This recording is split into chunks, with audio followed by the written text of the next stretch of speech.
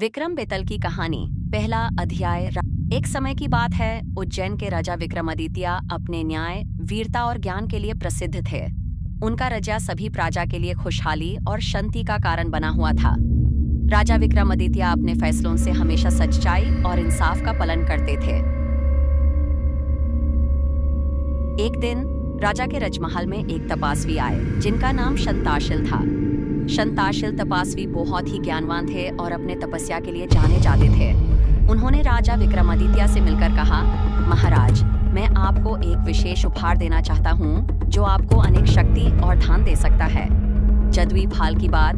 शंतशील तपस्वी ने राजा से कहा कि एक जदुई फल है जो किसी भी व्यक्ति को सभी शक्तियों का मालिक बना सकता है। ये फल किसी और को नहीं बल्कि राजा विक्रमादित्य को प्राप्त हो सकता था, लेकिन इस फल को प्राप्त करने के लिए उन्हें एक भूत बेताल को पकड़ना होगा। बेताल को पकड़ने की शर्त। राजा विक्रमादित्य ने तपस्वी की बात सुनकर सोचा और फिर तय किया कि उन्हें यह कठिन कार्य करना होगा। इस फल को प्राप्त करने के लिए उन्हें उस भयंकर भूत बेताल को पकड़ना होगा। भयानक जंगल की यात्रा। राजा विक्रमादित्य ने अपने रथ पर बैठकर रात के अंधेरे में भयानक जंगल की और यात्रा शुरू की। जंगल में हर तरफ घाती और भटकती आवाज थी, पर राजा अपने लक्ष्य पर फोकस करते हुए आगे बढ़ते गए। बेताल वृक्ष पर लटकता हुआ। जंगल के गहराइयों में राजा ने एक पुराना और बड़े वृक्ष के नीचे बेताल को देखा जो उल्टा लटका हुआ था। उस भूत का चेहरा भयंकर और रहस्यमय था। बेताल की चालाकी भारी मुस्कुराहट। बेताल ने राजा से कहा, मुझे चुपचाप अपने साथ ले चलना होगा, तभी मैं तुम्हारे साथ चलूंगा। अगर तुमने मुझसे कुछ भी कहा तो मैं वापस अपने वृक्ष पर चला जाऊंगा। पहली भारी कहानी।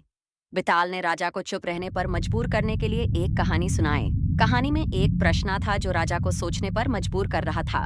राजा का जवाब और बेताल का वापस भागना। राजा ने पहेली का सही जवाब दिया, लेकिन जैसे ही राजा ने जवाब दिया, बेताल जोर से हंसने लगा और वापस अपने वृक्ष पर भाग गया। बेताल ने कहा, तुमने सही जवाब दिया, लेकिन इस बार मैं तुम्हें वापस दूंगा। नई कहानियों का सिलसिला। हर बार एक नई कहानी और पहेली के साथ बेताल राजा विक्रमादित्य को चैलेंज करता रहा। हर पहेली के साथ राजा की बुद्धिमत्ता और भी गहरी होती गई।